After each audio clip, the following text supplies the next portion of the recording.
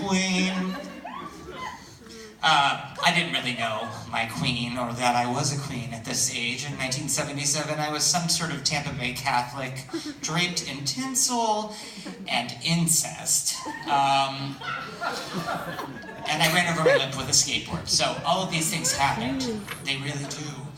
So what I did is I stared at the cheekbones of Duran Duran, and I looked really far away to Birmingham, England, like a lot of us did. We just looked away and we wanted something that was different than what we already had seen and known in our lives. And I could say Simon Le Bon, he was on a windmill, so I tilted at windmills to Simon Le Bon. But what about prom, Blaine? So there was some normalizing going on here, but not that normal, as you can tell by my paisley vest here. And that's Rachel. She's now a immigration attorney in Russia and in Tucson, which, that's an easy job. I just get to talk about myself a lot. But things got a little dark, as we all know. Keith Haring is as represented here, and ACT UP, Silence Equals Death. It put a tenor to everything that we were doing and feeling, and the big fantastic of everything that was a little darker, and it really took to me. And so, from the distance of suburbia, watching the riots and watching people march, watching people fight for drugs, and watching my stepbrother die of AIDS in 1991, it was very difficult to kind of metastasize, if you will, the two.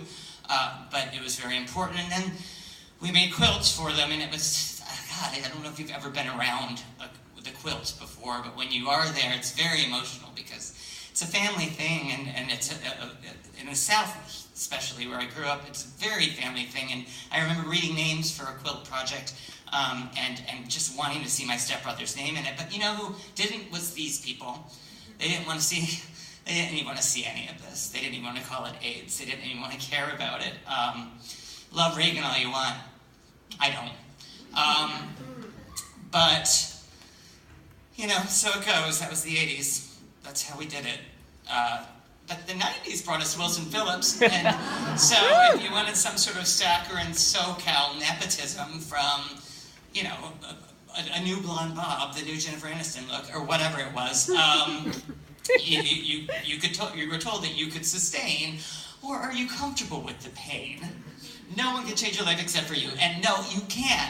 You can paint your hair yellow, and you can take all the pills and stick all the dicks in your mouth, and you could just make a huge mess of your life, which a lot of us did for about, 3 years until we coughed it up. Because you do eventually cough it up. But meanwhile, the AZT was coming around, and you watch Dallas Buyers Club and just see what the struggle for all of that was with the FDA and with everybody else, and the people just struggling to be alive while the government didn't seem to care, and maybe the general populace didn't either. But then we got marriage. Or no, we didn't. We got domestic partnerships. We got a feast of scraps, and I was in a relationship for 11 years with a man named Alan Jordan. And we'd signed all the papers, and I put myself on the cover of my own paper at the time, Orlando Weekly, and we were kissing on the cover, and people got mad about it. But I was like, well, this is a step. That's Alan. Alan shot himself on Easter Sunday, 2012, in front of me. I'll never really recover from that. You don't ever recover from that. He had AIDS, and he very much didn't like himself because his family very much didn't like that part of him. And I don't like this man for probably the same reasons a lot of you don't like this man on the screen.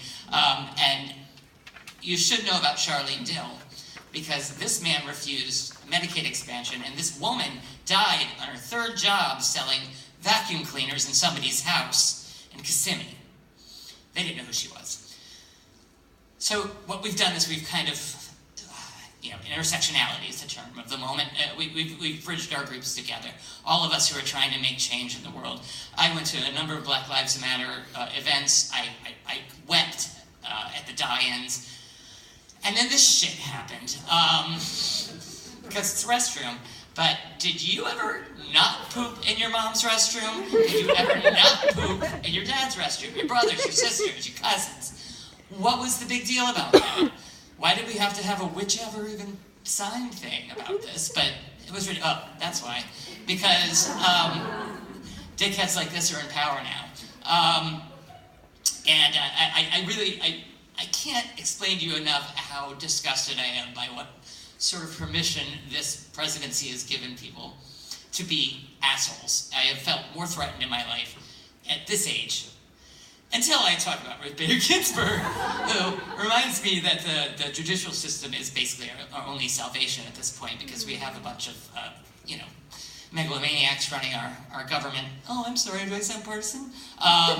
But she is constantly wise, and I'm very thankful for her and those like her. And then this happened, and I don't know how much more I can say about it, except that my husband Tony, who's in the audience,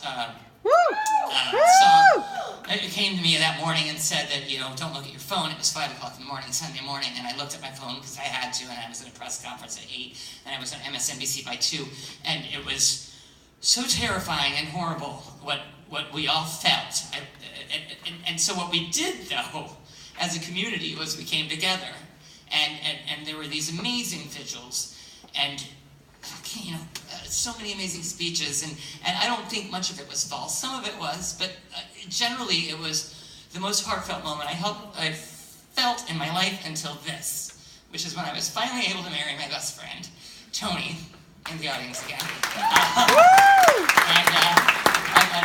On Valentine's Day of 2015, right?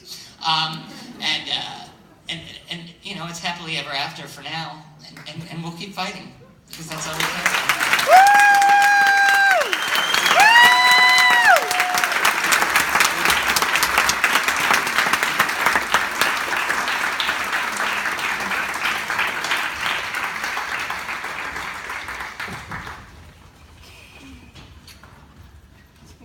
He made that look easy, didn't he?